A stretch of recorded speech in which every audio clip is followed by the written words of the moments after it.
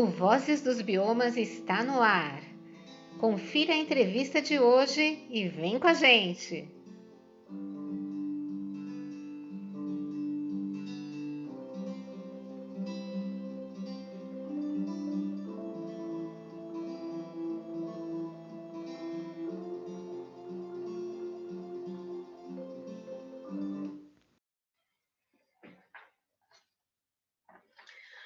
Como não se encantar com o primata mico-leão-dourado, que se tornou símbolo da Mata Atlântica não só por sua beleza, mas por sua resiliência? Literalmente é um sobrevivente diante de tanta devastação. Em áureos tempos, era encontrado ao longo de todo o litoral fluminense até o Espírito Santo, hoje em pequenos fragmentos. Um dos principais motivos são ações de conservação, como exercida pela Associação Mico-Leão Dourado, que atua há quase 3 décadas com ações desde plantios de restauração florestal a programas de educação ambiental. A população de micos-leões dourados são encontradas na Reserva Biológica de Poços Dantas, em Silva Jardim, no Rio de Janeiro, primeira nessa categoria em 1975, além de outras localidades como as reservas de particulares de patrimônio natural. Para sair da lista de espécies ameaçadas de extinção, ainda há um longo caminho a percorrer, segundo especialistas. Como atingir até o ano de 2025 um número aproximado de 2.000 indivíduos soltos em uma área de 25.000 hectares de florestas. Para conhecermos melhor a história destes pequenos primatas e sua conservação na Mata Atlântica, recebemos no programa Vozes dos Biomas, Blog Cidadãos do Mundo, jornalista Sucene Skradareski, o geógrafo e ambientalista Luiz Paulo Ferraz, secretário executivo da Associação Mico-Leão Dourado, que é o nosso 68º convidado. Seja bem-vindo, Luiz, e gostaria que você falasse para a gente como a sua história cruzou com a defesa da conservação do mico-leão dourado. Claro. Puxa, muito obrigado pelo convite, super feliz de estar aqui no seu programa, compartilhando com o público um pouquinho dessa história, que é uma história tão bacana, tão duradoura, longeva e que tem muita história para contar sobre essa espécie que é um símbolo, né? Um símbolo da conservação da biodiversidade no Brasil. O meu envolvimento aqui com esse projeto, bom, eu trabalho com conservação já há muitos anos, sou de São Paulo, comecei a trabalhar em órgão ambiental no estado de São Paulo, sempre com a Mata Atlântica, e depois de muitas idas e vindas em vários tipos de trabalho, incluindo fora do Brasil e tudo mais, eu acabei trabalhando no WWF Brasil em 99 até 2001, quando, na coordenação do programa Mata Atlântica ali, este trabalho da conservação do mico-leão dourado era já um dos projetos apoiados pelo WWF, que foi o primeiro projeto que o WWF apoiou no Brasil. E eu saí de lá em 2001, enfim. E depois, no ano de 2010, houve um processo seletivo aqui para essa vaga de secretário executivo. Eu acabei sendo selecionado e estou aqui desde então, desde início de 2011. Muito feliz e muito empolgado de participar dessa iniciativa, que, como eu já disse, nossa, tem muitos anos, inclusive antes até da Associação Mico-Leão Dourado existir, ela foi criada em 92, já se fazia muita coisa pela espécie e tentando aí, como você mesmo disse, alcançar essa nossa meta de conservação para tentar um dia poder compartilhar com todo mundo a notícia de que o mico está salvo da extinção. Estamos seguindo, estamos no caminho, ainda tem bastante coisa para chegar lá. Luiz, qual a importância dessa espécie na Mata Atlântica? E você pode dar um panorama sobre as condições de sua conservação nas últimas décadas?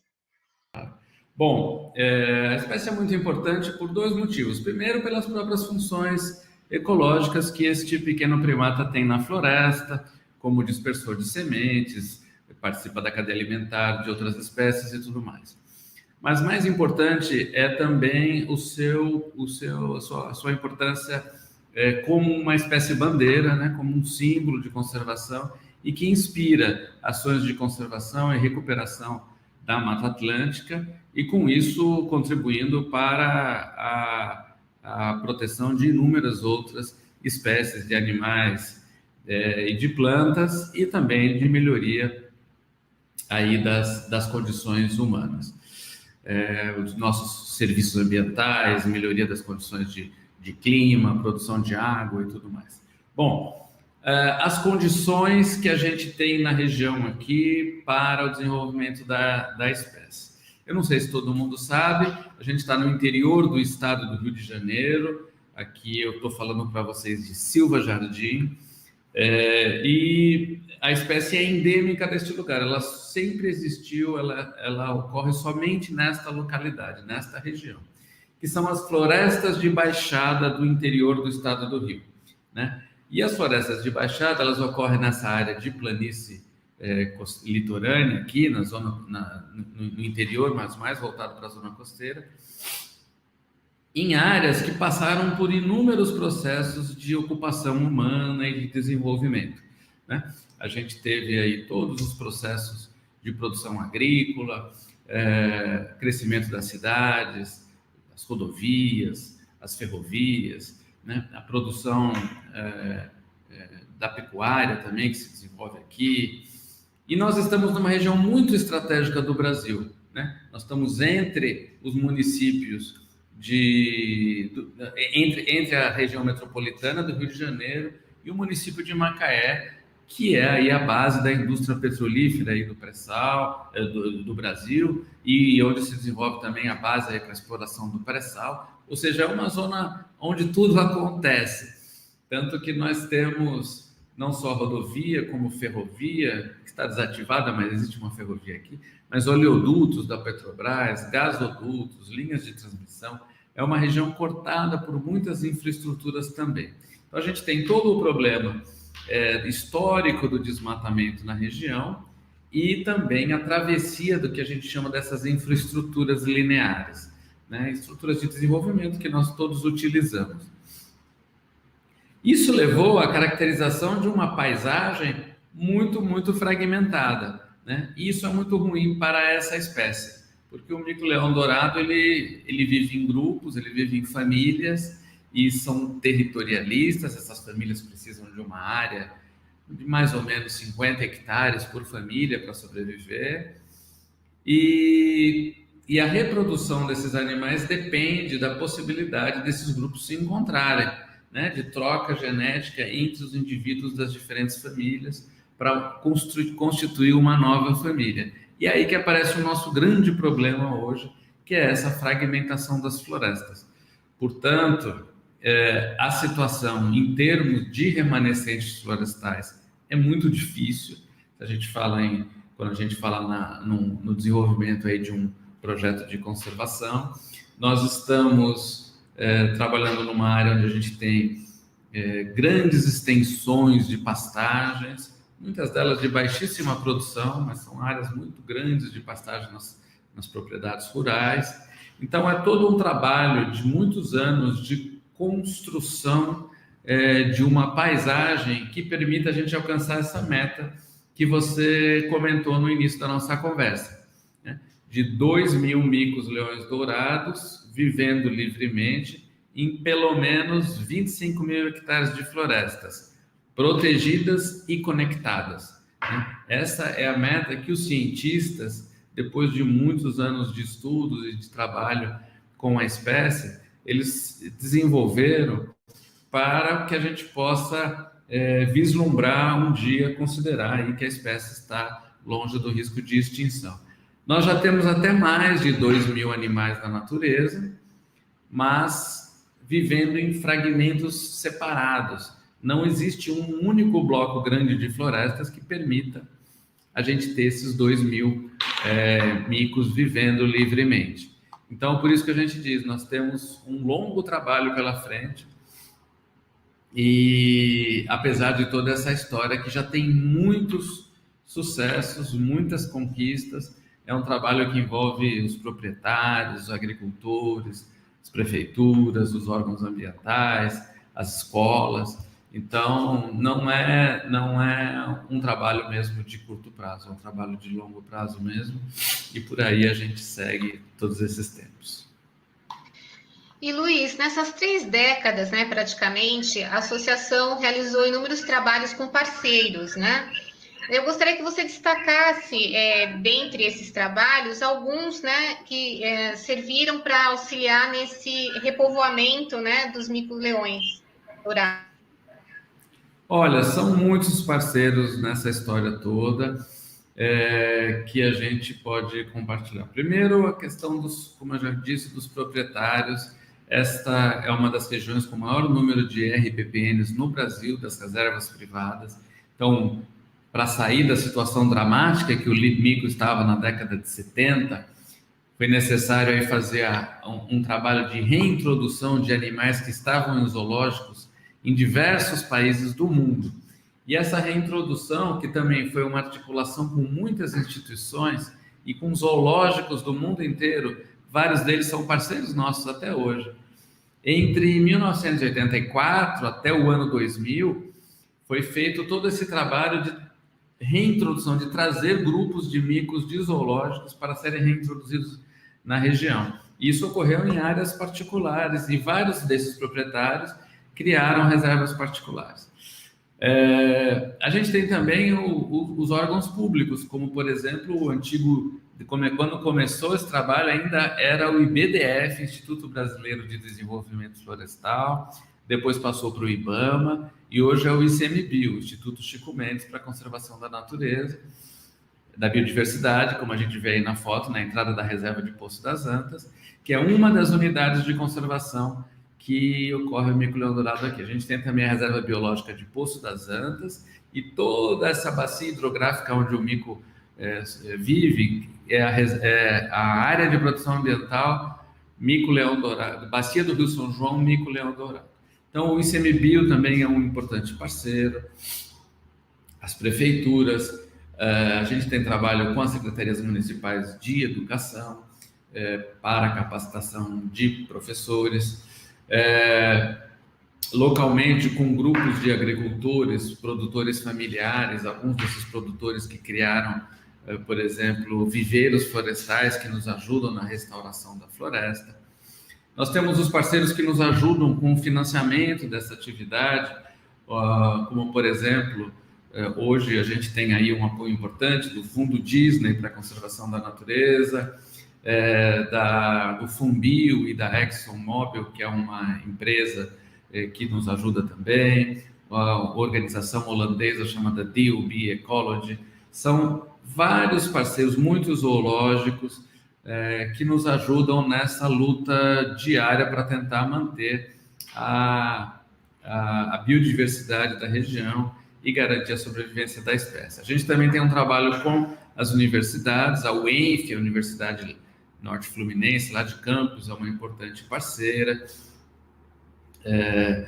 Enfim, nossa, e se pensar na história, o Centro de Primatologia do Rio de Janeiro, se pensarmos na nossa história, são muitos e muitos parceiros que nos ajudaram em determinadas circunstâncias a financiar projetos, a executar projetos, e a associação hoje tem um planejamento estratégico que vários parceiros nos ajudam e se envolvem no dia a dia. Não se faz conservação ambiental com uma instituição heróica, com um projeto de 2, 3 anos. Conservação da natureza é um trabalho que envolve muita gente e demora muito tempo, né? Então, é um trabalho de longo prazo com uma necessidade de articulação de todo mundo. Luiz, o mico-leão dourado, ele é uma espécie que não é muito longeva, né? Ele vive, pelo que eu vi nas pesquisas, né, cerca de 8 anos. Então, assim, a qualidade de vida é muito importante também, né? E também o tempo que ele está, enfim, de maturação, também criação de seus filhotes. E, tendo em vista tudo isso, como é que a educação ambiental auxilia para que o ser humano também contribua para que essa qualidade de vida dele seja boa? Olha, na verdade é um pouquinho mais do que 8 anos, né? Em cativeiro também é um pouquinho mais, mas a educação ambiental é fundamental, porque é a nossa maneira que nós temos de influenciar na sociedade local para mudança de comportamento a longo prazo, para fortalecimento e valorização do patrimônio natural, das florestas, né? Quantas pessoas que a gente não conhece que associam a floresta a um lugar difícil, a um lugar que é meio assombroso, que preocupa, que tem bicho, que você vai receber uma mordida, uma picada, e que traz medo em vez de você valorizar a importância e a beleza que ela tem. Então, esse processo de mudança, de pensamento, é um trabalho de longo prazo que é resultado de educação ambiental. Então, a associação tem um programa já de muitos anos, de mais de 15 anos, chamado Redescobrindo a Mata Atlântica, que é um programa de capacitação de professores.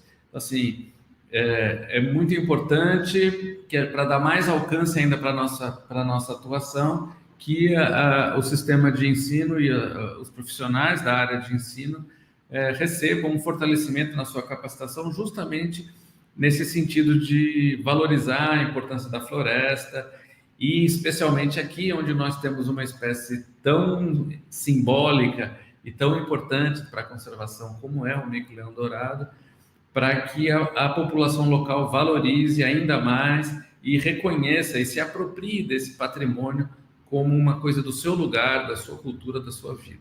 Então, esse trabalho de capacitação de professores ele já ocorre há bastante tempo. Eles participam de oficinas com a gente durante o ano todo, são turmas que são formadas por ano, que um sábado por mês vem trabalhar aqui com as nossas equipes, e são capacitados em diferentes áreas em diferentes temas da área ambiental, para trabalhar diretamente em sala de aula com seus alunos e tal. Mais recentemente, nos últimos 2 anos, a associação adquiriu uma propriedade e agora nós estamos transformando essa propriedade num parque, com o objetivo, inclusive, de fortalecer essas iniciativas de educação ambiental. Aí veio a pandemia, o processo está um pouco mais lento, é evidente que a gente não pode tratar disso nesse momento, mas estamos aí com sonhos, com perspectivas de curto prazo, de ampliar ainda mais esse trabalho de educação ambiental, não só com os moradores, mas também com os visitantes, que, enfim, não há nada mais interessante, mais motivador para que as pessoas gostem da floresta, se interessem pela floresta, se apaixonem por ela e não tenham medo de estar ali, do que conhecer os bichos que vivem na floresta. Então, a nossa ideia é tentar também criar mais oportunidades para as pessoas viverem essa experiência, conhecer, estar junto e entender como que um esforço de conservação como esse, ele é tão complexo, envolve tantas coisas e pode dar bons resultados. Então, a gente quer, compartilhando esta história com as pessoas, é uma forma de fazer educação ambiental, não só dentro do ensino formal, mas também com um cidadão comum, não apenas com as crianças e com os jovens. Eu gostaria que você contasse para a gente algumas histórias de bastidores com exemplares do mico-leão-dourado, que sempre tem boas histórias, né? Que talvez tenha te cativado durante todos esses anos que você está atuando nessa área. São muitas histórias. Eu, na verdade, no meu trabalho aqui, eu não estou no campo todo dia, a gente tem uma equipe que está no campo diariamente e que podem passar um dia contando a história, que é a equipe que faz o monitoramento do mico-leão-dourado na natureza, né? Então, assim, como esse monitoramento é feito há muitos anos e principalmente pelas mesmas pessoas, né? A Andréia, por exemplo, essa foto que está aqui foi tirada pela Andréia, que é a bióloga coordenadora de campo aqui da mico-leão-dourado, que acabou virando uma grande fotógrafa também. E ela coordena uma equipe com mais 5 rapazes que estão no campo todo dia trabalhando, monitorando, fazendo todo esse acompanhamento dos grupos de mico. E são várias histórias. Tem uma muito bacana que assim, a gente faz esse monitoramento com um rádio polar, um rádio transmissor que nos ajuda a localizar os grupos na mata, né? Através de telemetria. E uma vez um desses rádios foi perdido e o pessoal, são caros, esses equipamentos são caros, procurando durante muito tempo, e essa antena direcional, você vai tentando localizar a orientação desses rádios, e quando foram ver, o sinal estava meio no chão, e ali não tinha nenhum mico, e o sinal estava muito forte ali, e quando foram ver, encontraram uma cobra que tinha feito o seu almoço aí com os micos, e com um mico, e esse mico tinha um colar, né? E aí, enfim, teve que capturar a cobra, guardou ela por um tempo até que expelisse o rádio que estava ali funcionando ainda dentro dela. Então, trabalhar na natureza traz muitas histórias, não só associadas a outros bichos, como também as pessoas que moram no lugar, os problemas de carro que quebra, de tempestade, de carro que atola. Então, assim, bom, de uma certa forma tem uma aventura envolvida nisso, e tem uma dificuldade natural também, porque aqui nós estamos trabalhando numa região que chove muito, que é muito quente, né? O mico gosta muito de uma região quente e úmida como essa que nós estamos. Então, assim, o trabalho de campo não é para os fracos, sabe? Assim, esse pessoal que está lá todo dia tem muita experiência e tem muita história para contar, com muita dificuldade. Bom, existe uma relação de afetividade, né, também, né? Fora todo esse trabalho técnico, né? Acredito, não sei se todos os micos recebem nomes, enfim, né? Até gostaria de saber, acho que é interessante, né? E principalmente quando é o nascimento dos filhotes, né? Como é que é essa história?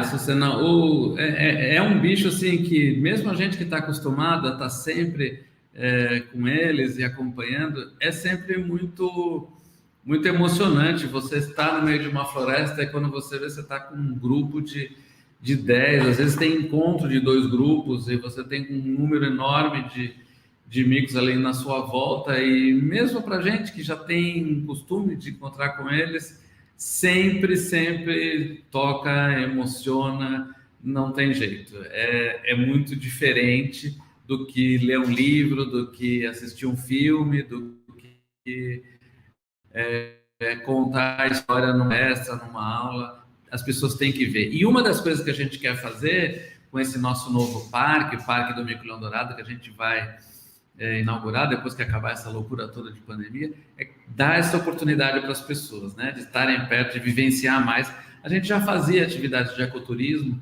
numa outra fazenda de um particular aqui próximo, um amigo nosso, e agora a gente quer ampliar esse trabalho, porque não tem outro jeito de envolver mais as pessoas na conservação do que oferecendo esta oportunidade para as pessoas se emocionarem. É assim que a gente entende que seria um jeito bacana de trabalhar. E bom, quando tem um nascimento, é sempre uma conquista, uma alegria, né? Não só aqui, a gente também faz parte até do nosso trabalho, e por isso a gente está muito articulado com os zoológicos, né? A população de cativeiro, de uma certa forma, ela é parte do nosso esforço de conservação. Considerando que um dia a gente tem um problema muito sério, e nós estamos com um problema muito sério hoje, que é a própria febre amarela, a gente sabe que a população de cativeiro um dia pode ser utilizada para uma nova reintrodução. Quando a gente sabe de um nascimento num zoológico, às vezes na Austrália, às vezes na Alemanha, nos Estados Unidos, é sempre uma festa e todo mundo compartilha. Hoje com as redes sociais fica muito bacana. A gente sim, tem alguns deles que tem nome, que tem no monitoramento, às vezes a gente faz uma pequena tatuagem na perna para poder identificá-los melhor, e e a gente quer, enfim, compartilhar mais esses indivíduos, essas criaturas tão incríveis com as pessoas, com o nosso parque aqui, que as pessoas venham, conheçam por nome, saibam quem contem as histórias, compartilhem essas histórias com as pessoas da família. Isso é uma coisa muito legal. Realmente a gente tem uma espécie que é muito bonita e muito especial. Agora a gente vai ver um trechinho que vocês produziram, né, de um VT dos micos-leões, né, para o pessoal ter esse gostinho, né, antes, né, que possam ver em loco mesmo e poder, né, tirar suas próprias conclusões, né, de perto. Legal. Se pedir pra ir eu fico, gosto mesmo de paparico, sou todo de ouro, mas não sou rico, pode me chamar de Chico, mas meu nome mesmo é Mico. Ei, você? É, você mesmo. Eu sou o Chico, mas provavelmente você me conhece por outro nome. É que sabe como é? A pessoa gosta de dar nome complicado pros bichos. Eu sou o mico-leão dourado, e esse ano, a Sociedade de Zoológicos e Aquários do Brasil está celebrando o meu ano. Eu quero comer junto com todos os primatas brasileiros, incluindo você. Então agora, eu vou te contar um pouco da minha história. O pessoal falava muito de mim na TV, do perigo de extinção, que eu iria desaparecer. E sabe, esse risco ainda existe. Você talvez não saiba, mas eu só vivo aqui, bem aqui no Brasil, na Mata Atlântica, no interior do estado do Rio de Janeiro, em nenhum outro lugar do mundo. Antigamente, as pessoas capturavam outros micos como eu para vender como animal de estimação. E as florestas começaram pouco a pouco a desaparecer com tanto desmatamento. Sem moradia, com pouca comida, quase acabamos para sempre. Dá para acreditar? Na década de 70, éramos apenas uns 200 micos. E isso é muito pouco. Mas nem tudo é ruim nessa história, sabe? Graças à ajuda de muita gente bacana, do Brasil e de outros países, moradores, professores, agricultores, governos, universidades e ONGs, a minha vida melhorou. Foi preciso trazer micos que estavam nos zoológicos espalhados pelo mundo inteiro, de volta para o nosso ambiente natural. Você pensa que é fácil aprender a se virar na floresta de novo? Demorou, mas hoje somos mais de 3.200 micos. Não é incrível? Dizem que eu sou um dos maiores casos de sucesso de recuperação de uma espécie ameaçada no planeta, acredita? Muito interessante, né? E quando a gente vê ele se movimentando, né? Essa rapidez, essa beleza estética também, né? Eles são muito simpáticos, né? É lindo. São lindos. Esse vídeo, ele foi feito em 2017, a Sociedade Brasileira de Zoológicos comemorou aí o ano do mico-leão dourado. Todo ano eles fazem uma homenagem para uma espécie diferente, e esse ano foi do mico, e a gente fez esse pequeno vídeo, ficou muito simpático, passou em vários zoológicos, a gente fez uma versão em inglês também, ele rodou pelo mundo, tentando em 3 minutos dar uma resumidinha nessa história. Ele está na nossa página do YouTube, da Associação Mico-Leão Dourado. Quem quiser também dar uma olhada depois e ver outras coisas, tem bastante material lá bacana. Agora, a gente vai falar de uma iniciativa, né, que foi tomada pela associação com relação à construção do primeiro viaduto vegetado em ousadia também, né, porque não é um projeto pequeno, né? Gostaria que você explicasse para a gente, Luiz. Legal. Bom, essa é uma questão super importante aqui, porque a gente tem a rodovia BR-101, e aquela que corta boa parte da zona costeira brasileira e sobe em direção ao Nordeste, e atravessa aqui a nossa paisagem. E recentemente ela foi duplicada, a pista foi duplicada, e com isso, criando uma espécie de barreira para os animais atravessarem de um lado para o outro.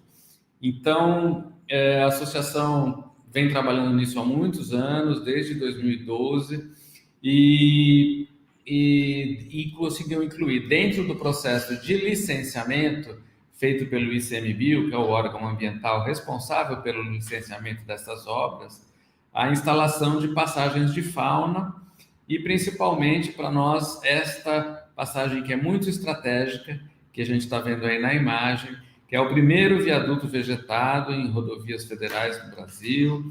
Ele acabou de ser construído, ele terminou agora em julho.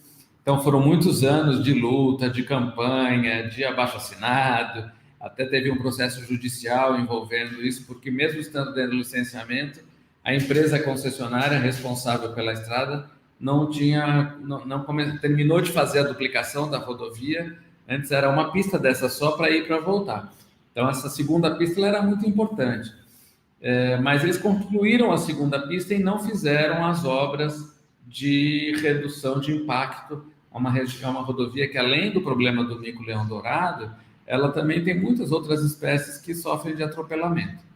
No caso do mico, a importância estratégica deste viaduto, que é uma obra maior de porte, mais cara e tudo mais, é porque a Reserva Biológica de Poço das Antas, que, como você mesmo já disse, foi o berço aí de todo esse trabalho com o mico-leão-dourado, e que é super importante, como um fragmento importante de florestas aqui. Se não tivesse o viaduto, ela ia ficar completamente isolada na paisagem, né? Porque os micos nunca mais iriam atravessar de um lado para o outro.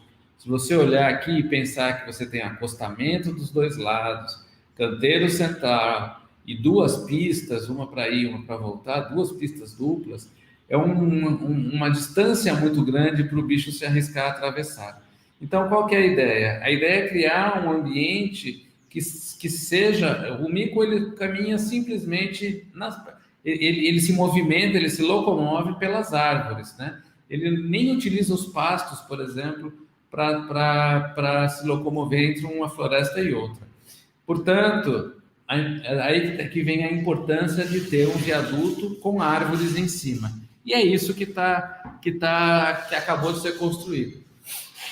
Agora foi feito um primeiro plantio que precisa ainda de reforço, vai ser reforçado agora com um novo plantio, para que essa estrutura seja tenha porte arbóreo de um lado do outro para o outro da rodovia.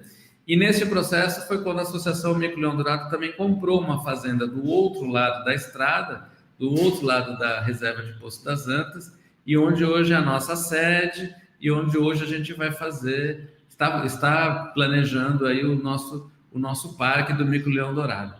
Portanto, também é uma outra ideia que a gente quer compartilhar com o público, quando ele vier visitar, ele entender o que a gente está falando de uma palavra que parece meio estranha, que é conectividade da paisagem, né? É ter uma paisagem sem rupturas bruscas que este viaduto representa.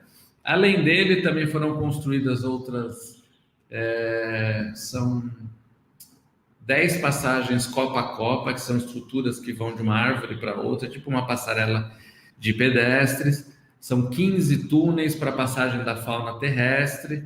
Então, a adaptação dos vãos onde passam os rios, elas estão sendo alargadas para passagem de fauna. Então, este trecho da rodovia BR-101, no Rio de Janeiro, entre os municípios de Rio Bonito e Casimiro de Abreu, está se transformando na mais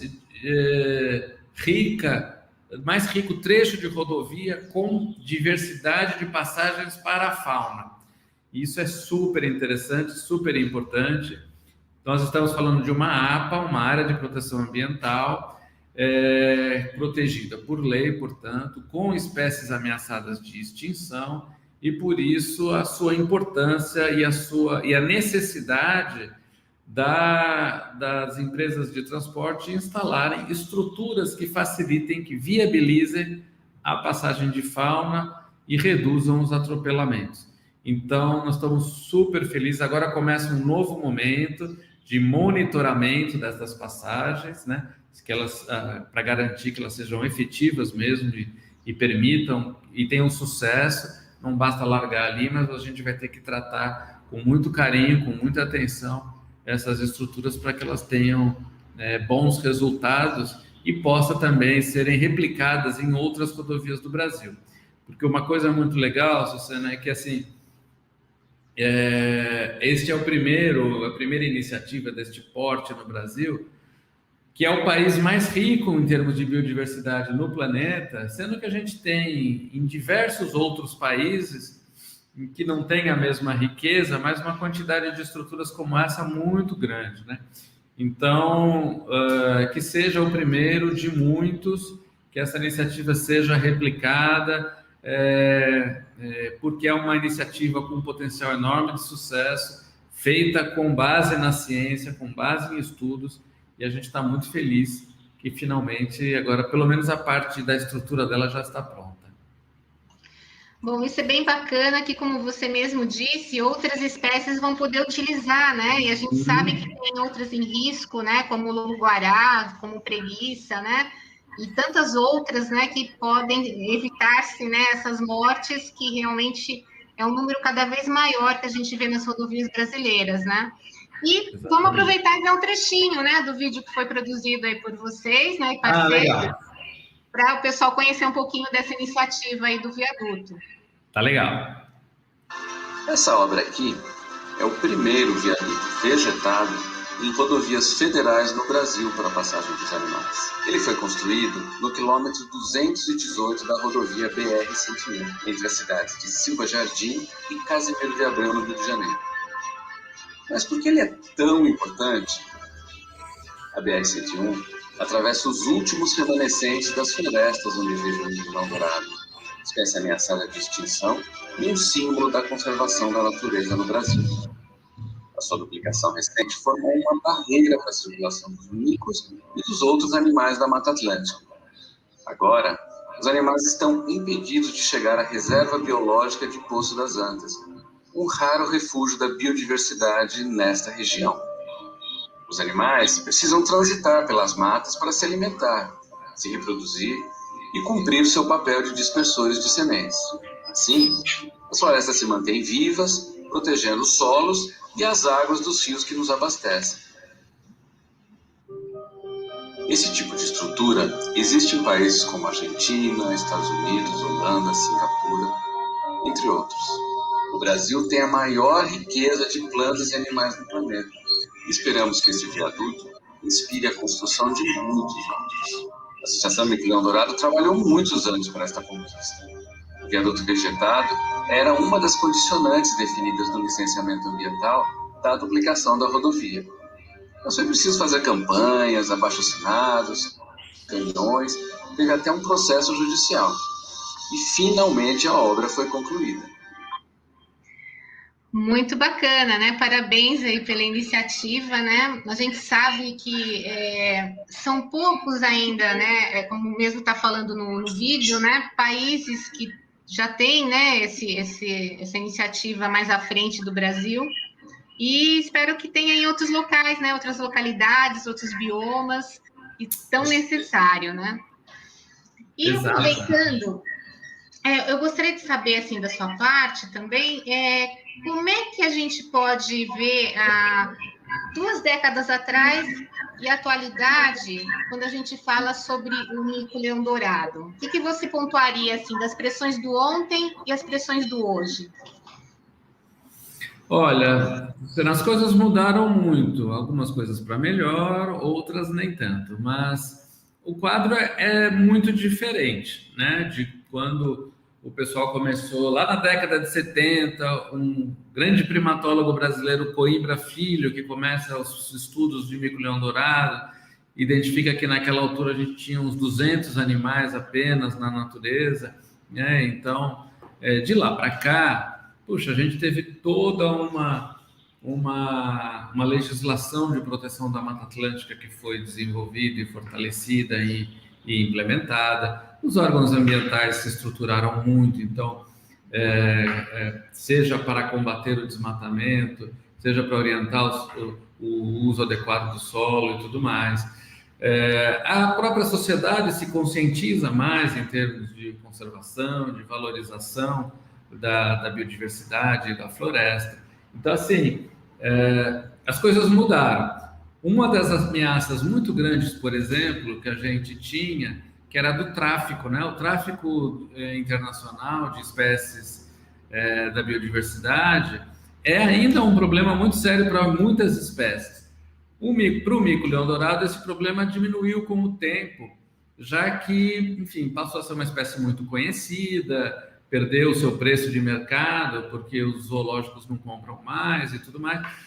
Mas, de qualquer forma, recentemente a gente começa a ver algumas ocorrências que preocupam com relação a isso. Mas é muito diferente do que era há 20, 30 anos atrás. Então, a restauração de florestas, a gente aprendeu muito a restaurar, a plantar corredores, recriar as florestas. Isso é um trabalho de longo prazo e que demora e que a gente melhorou muito.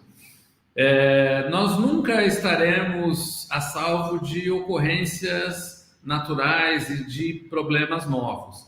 Recentemente, o caso da febre amarela mostrou para a gente que a gente vinha numa evolução dessa população muito rápida, muito continuamente, né? Essa população que já estava em 3.700 micos. Em 2017 a gente tem a chegada da febre amarela e esse número, hoje a gente tem uma estimativa em torno de 2.500 micos na região toda. Então, assim, com tudo isso, a gente ainda sempre pode estar sujeito a uma ocorrência diferente, a um problema mais sério. Então, trabalhar com conservação da natureza é estar se adaptando o tempo todo a situações novas, né? Então, mesmo um esforço desse, de tantos anos, já com tanto reconhecimento, conhecido, e que muitas vezes as pessoas até olham e falam, puxa, mas o mico-leão-dourado é ameaçado de extinção ainda? Pois é um trabalho que demora, mas a gente já consegue colher muitos resultados, sejam eles pelo envolvimento das pessoas, das autoridades, a disponibilidade das pessoas em participar, em se envolver, em contribuir, em plantar, enfim, isso é muito, muito gratificante, é muito bacana a gente ver que as pessoas querem ajudar e querem fazer alguma coisa. Então, eu vejo de uma certa forma, acho que poderíamos estar diferente, poderíamos, né? A situação na região aqui, bom, a situação do Brasil em termos de conservação do meio ambiente poderia ser muito diferente. Mas esse exemplo dessa história, e eu faço parte de uma pequena parte dessa história, uma história de muitos anos, mas ela mostra que sim, é possível, né?